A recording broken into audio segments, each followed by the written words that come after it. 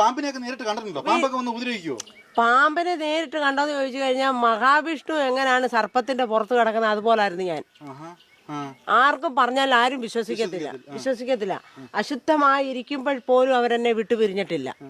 ഈ ഭാഗത്തൊക്കെ പാമ്പിന്റെ ശല്യം ഉണ്ട്. ഈ കഴിഞ്ഞ ദിവസം ഒരാഴ്ചയായി ഞാൻ കിടക്കുന്നതിന്റെ മേളില് അപ്പൊ മണ്ണ് പൊഴിയുന്ന കണ്ടോണ്ട് ഞാൻ മേപ്പിട്ട് നോക്കിയപ്പോ കൈ വെച്ചാൽ എന്നെ കടിക്കും.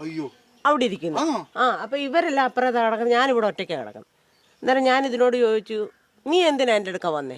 നീ ഇറങ്ങി വിളി, നിനക്ക് ഇവിടെ അല്ലേ ഇരിക്കാൻ സൗകര്യം, നീ പുറത്ത് പോകാൻ പറഞ്ഞു.